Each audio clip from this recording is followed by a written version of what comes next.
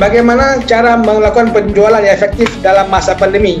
I would like to invite our guest speaker ataupun our guest from Singapore, Mr. Chimeng, how to make effective selling in this pandemic situation.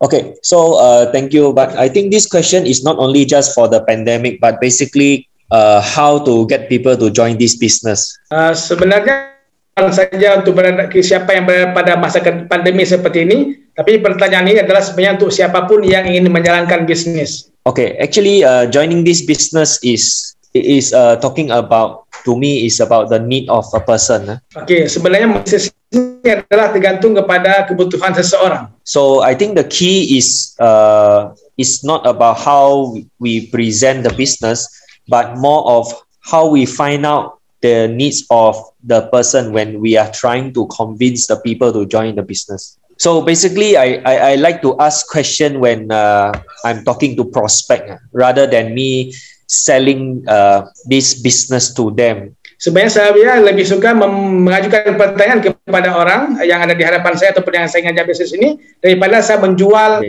produk ataupun bisnis ini kepada dia. So of course in this pandemic, maybe we are talking about people that we don't know, we prospect them online, something like this, ya. Oke, dalam masa pandemi ini boleh jadi kita barangkali bertemu orang ataupun prospek yang kita tidak kenal dia sebelumnya. So for this kind of prospect, to me is very straightforward because it is very hard for you to go deep into them and understand every of their needs in this short period of time when you try to prospect so many people online. Pada saat Anda ingin memprospek orang secara online, saya rasa Anda harus mengajukan pertanyaan yang langsung saja, karena barangkali Anda tidak punya cukup waktu untuk untuk menggali kemauan-kemauan ataupun sesuatu daripadanya. So basically, I just share with them the product or so-called the business concept directly. If we talking about cold prospect. Kalau kita bicara tentang cold prospect, orang yang tidak kita kenal sebelumnya, saya akan bicara tentang produk dan konsepnya seperti apa. Yeah, so basically that is for me, if we speak to cold prospect online, we have to be very direct because there are so many online prospect that is waiting for us. Yeah, we can't be asking them deeply into their personal life, something like this. Jadi kalau kita bertemu seorang prospek secara online begini, tentu banyak sekali prospek luar sana yang kita bisa bertemu secara online. Oleh karena itu, saya tidak akan mengajukan pertanyaan-pertanyaan yang mendalam tentang personal dia, tapi saya akan langsung kepada poin-poinnya saja. Okay, the next kind of prospect is the prospect that maybe closer to us, our friends or some people that we know already. Okay, yang tadi adalah prospek yang cool prospek yang kita tidak kenal sebelumnya. Model ataupun typical prospek yang kedua adalah orang yang dekat dengan kita, adalah orang yang sudah kita kenal sebelumnya. Yeah, so the key is not presenting the business to them, but communicating with them after the presentation. Okay, untuk orang yang seperti ini kita tidak melakukan banyak hal, tapi tidak langsung mengajukan bisnis, tapi kita berkomunikasi dulu dengan dia, kita bicara-bicara dulu dengan dia setelah kita memperkenalkan bisnis ini. Yeah, so basically when you present to them finish, then you ask them to join the business. Am I right? Biasanya ada orang yang mempresentasikan bisnis kemudian langsung mengajak untuk join. Bukankah demikian? So basically they will start to answer you already and they will give you hint on their needs already. Biasanya mereka akan memberikan jawaban langsung atau memberikan tautan-tautan yang menunjukkan keinginan mereka secara langsung. Yeah, so I just answer a few general one because there are too many of them. Saya akan memberikan beberapa contoh di antara mereka. So basically the normal way they will reply to you is I need to consider.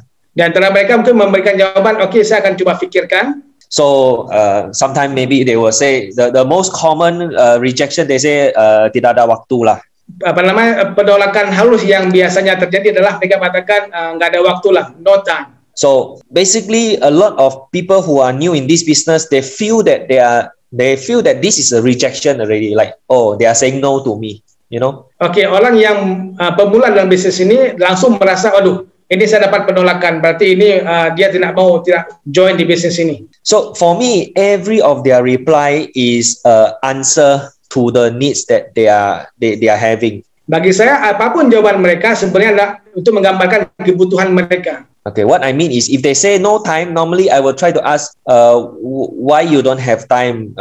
What are you busy with? Something like that. Kalau jawaban mereka misalnya, saya tidak punya waktu, justru saya akan menanyakan seperti Anda, seperti apa waktu yang Anda miliki, dan saya akan mencoba mendalami tentang masalah waktunya dia.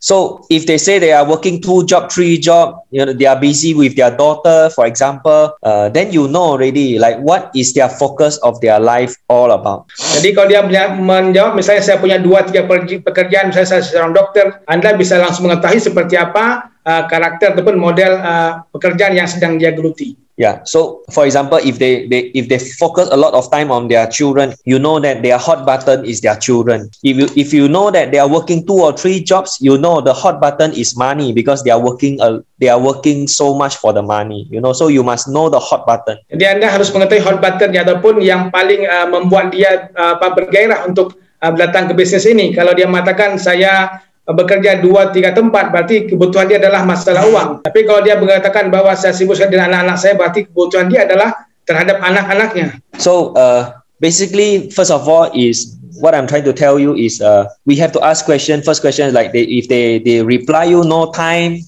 no money, this kind of reply, we cannot stop at this question, but we need to go into the detail and ask them more so that we find out the hot button. Oke, kalau misalnya pertanyaannya adalah ataupun jawaban daripada prospek, saya tidak punya waktu, saya tidak punya uang, itu jawaban mereka, jangan berhenti di situ, akan tapi terus gali sampai kita mengetahui apa sebenarnya hot button ataupun apa yang membuat dia mau sebenarnya untuk berbisnis di sini, apa yang dia cari sebenarnya. So basically, to summarize is when we find out their hot button, then we try to connect our business MLM, FFG to the needs of them. So we have to identify first their needs, the hot button, and then we can sell our business to them. Oke, pada saat kita mengidentifikasi hot buttonnya dia, maka kita menghubungkan dengan bisnis kita, dengan FFG, dengan bisnis MLM ini, sampai kemudian kita menemukan apa sebenarnya yang kita berikan solusi kepada dia. Yeah. So maybe I just share to close.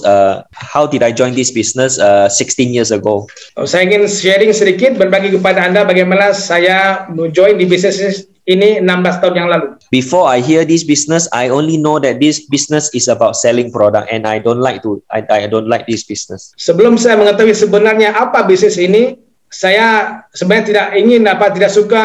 Saya berpikir bahwa bisnis ini adalah bisnis jualan barang, dan saya tidak mau tentang itu, tidak menyukainya. Yeah, but my upline before, my cousin, he knows that I like car, mobil mewah. Akan tetapi upline saya, orang yang mengajak saya di bisnis ini, saudara-saudara saya, dia mengetahui bahwa saya suka mobil. Jadi dia mengetahui dan cepat di mana hot button saya. So how he recruit me is very simple. He drive his BMW and many of the cross line. They come to my house and park all their mobil mewah di depan rumah saya. So caranya mudah sekali. Dia cousin saya tadi ini, saudara saya tadi ini, dia membawa mobil BMW dia dan mengajak semua teman-teman dia, kemudian memparkirkan mobil-mobil mewah tadi di depan rumah saya. Yeah, so langsung saya buka hati, buka pikiran. Okay, then I open directly my heart and my mind. Yeah, and then I dapat this business already. Oke, kemudian saya dapat bisnis ini. Thank you.